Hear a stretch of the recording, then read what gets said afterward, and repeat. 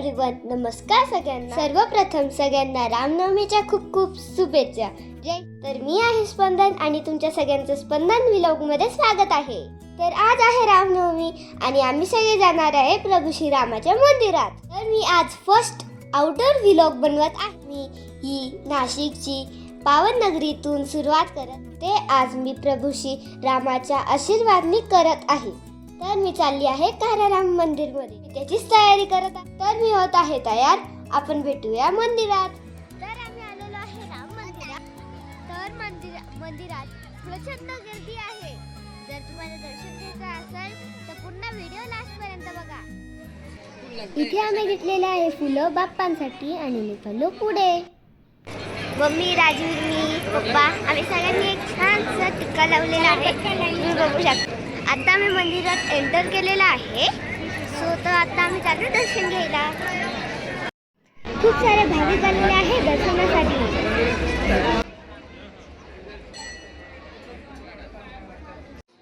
मंदिर खूप छान सजवलेलं आहे, बघू शकता। इथे आम्ही घेतलेलं आहे श्री हनुमानजीचं दर्शन। 10 मिनिटानंतर आम्ही मंदिराच्या गाभाऱ्यात पोहोचू।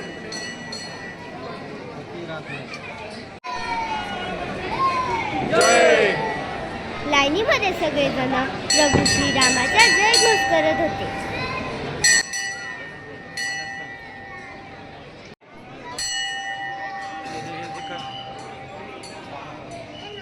दर्शन घेऊन खरंच खूप छान वाटलेलं आहे आणि तुम्ही बघू शकता इथे किती सजवलेलं आहे। इथे बघा राजवीरांनी कसे दर्शन घेत आहे। इथे आमचे दर्शन झालेले आहे आणि आम्हाला मंदिरात जाऊन खूप प्रसन्न वाटले। मंदिर खरंच खूप छान सजवलेलं आहे आणि मी तुमच्यासाठी थोडेसे क्लिप्स काढून ठेवलेले आहेत, ते तुम्ही शॉर्ट्स मध्ये बघू शकता।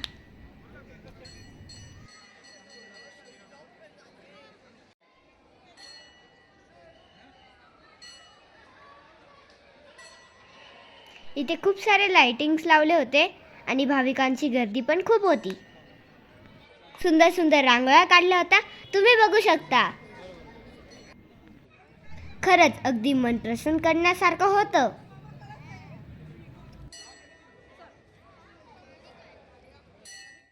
मग आम्ही इथे घेतला प्रसाद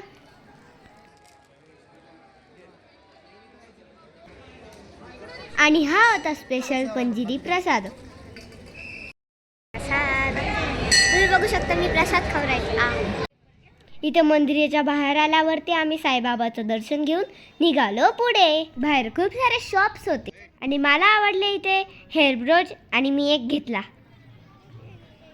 मग राजवीरला बसायचं होतं गाडीत, तो ऑलरेडी आम्हाला बोट करून दाखवत होता।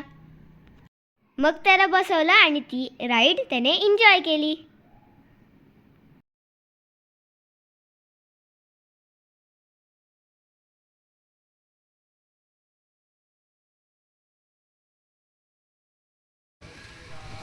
रस्त्याने जात असताना आम्हाला प्रभू श्रीरामाचं रथ दिसलं।